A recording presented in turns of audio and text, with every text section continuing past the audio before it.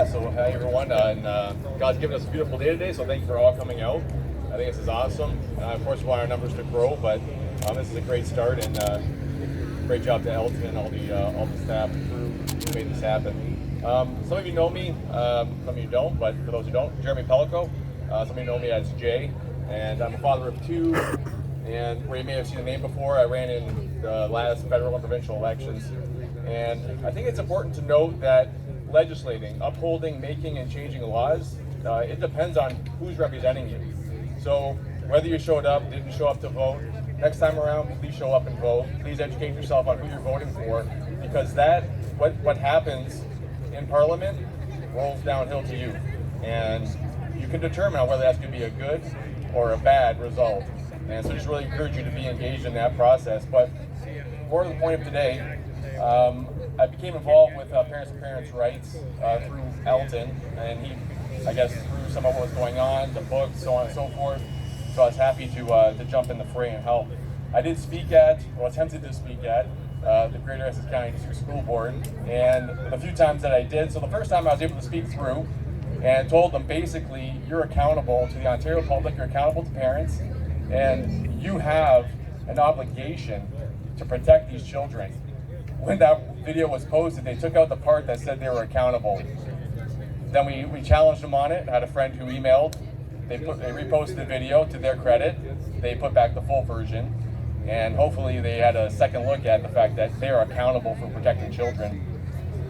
The second time, I got partway into my speech and they cut me off. I didn't think they liked where I was going with it, and they said I wasn't close enough to the agenda item, whatever the case may be, but they cut me off. The third time, there was three of us who had prepared to talk about books and a motion to improve the Destiny Online Library. And so we had attempted, I was ready to give them a great speech right on the agenda item and right on the 5 minute time. But they shut us down. They deleted that agenda item before the meeting, before we arrived. So the three of us there wasted our time, but we still stood up and made sure that we were heard without the mic, because they're not going to shut us up.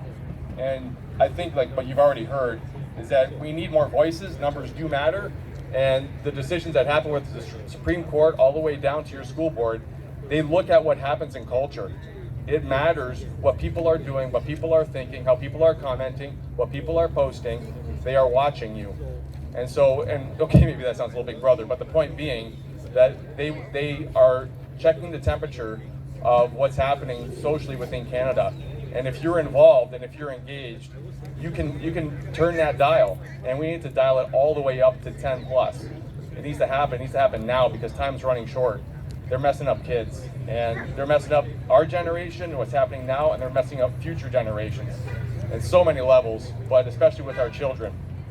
So the parents' authority, one thing I've always said is that parents' authority, it's never lost or changed because a child crosses the threshold of an institution, right? So the idea that a child walks into a school and then somehow now that school has authority over that child is, with all due respect, BS. There's no way that ever flies. A parent is always the primary caregiver. They always have the authority over that child. And so that needs to be drilled into, well, we need to remind ourselves of that. That needs to be drilled into the heads of these school boards and the entire education system. And they know they are accountable. When we were cut off, one thing I said out loud without the mic is that you are accountable to the Ontario public, you are accountable to parents, and you're all cowards is what I told them, because they are not standing up. So the idea that somebody makes a law and then it's like, well, gee, we just got to follow the law. It's like, no, you're the last line of defense for those children is what it is. I mean, really, I guess the parents are. We are. That's why we're here. We don't get out of work and come here and take time out of our schedule for no good reason. We're not here to have a social gathering. We're here for kids. And so I think this needs to be understood, and the trustees need to understand that they are responsible, they are accountable, they have a due diligence to children to ensure that they are protected, that they are safe in their schools, every day, all day. And so I teach Sunday school, and it's a nightmarish thought to me to even to think that I would in any way mention anything about their bodies, their sexuality. I mean, that is a complete nightmare to me, but somehow, some way, these trustees go to sleep at night thinking that's okay. So we need to set them straight. And so one of the links that you'll see at some of these resources is called booklooks.org. It's an awesome resource. If you go on there, you go into reports, put a book name in there, and you can read on all the highlights or lowlights, really, of what's in those books. And like, for instance, this book is gay, and there on page 102, it talks about how to argue against people of faith, that Jesus would have gone to every pride march. Literally, I'm not joking. This is what they're writing in there. So we need to be aware of this, and that's why those books need to be kept out of those schools. Parents are the ones who know when their children are ready for those sensitive topics. It's not a school administrator, that is for sure. So it's interesting that, when just how the boards and how they do background checks for anybody who's involved with a child, the vulnerable sector, right? They do background checks, and they look at what you're doing, make sure that you're safe around the kids, but then somehow they think it's okay to show them what is basically pornographic material, obscene material in schools, as if it's part of the curriculum. Now, there's a couple trustees on the board who have argued very well, and they are hammered on for making the stand. But there was an excellent question posed, was saying this does not meet the requirements of the curriculum. How did these books arrive in our schools? Like, that's an awesome question. How about an answer?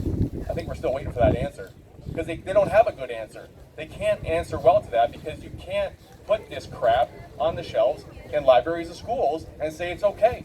It's impossible. So make sure that I leave room, time for everybody else. But yeah, so one example that I would like to give is that on the book, this book is good. There's a couple of sketches in there, pages 178, 171, 178, whatever. It talks about, there's literally sketches, drawings of a male body and a female body, and it says, this is how your body works, and it's boy on boy sex, girl on girl sex, and this is what is in that book that is has been put on shelves in schools. And so I think to myself, how is it that that's okay that that's in schools, but let's say in this park, I went to any park, a playground, and I sat at a park bench or at a picnic table. I drew those sketches, and I called the kids over from the monkey bar and said, hey, let's talk about what's on these sketches. Let's talk about your body and how you can feel great, how you can have different experiences and experiment with people of your sex, other sexes. I mean, if somebody ever did that, they should be charged criminally, and the parents are going to string them up. But this is allowed in our schools? I mean, people need to you got to make those thought experiments and think to yourself, how is it that this is okay? It's not okay, but we have to drill this home for the trustees, the people who are in charge. They are watching, they are looking, and they are listening.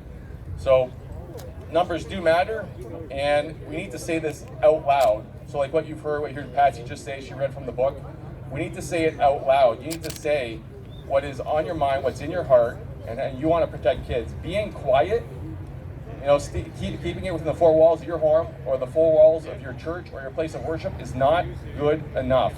You belong in the public square. You need to be heard. Being nice is being Canadian. We got to stop that.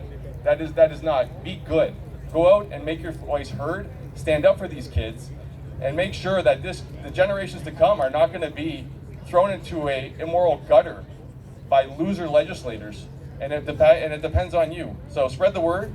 I say fan the flame, and for the kids in all of Canada. And I just want to make this clear that church folk, people who go to church, people who go to places of worship, you belong in the public square. Do not disclude yourself. Do not disqualify yourself. And do not believe the lie that you should shut up and go to your corner. That is disrespectful. It is not what our charter states. And you need to stand on it and make your voices heard. So I encourage you to do that, and thank you.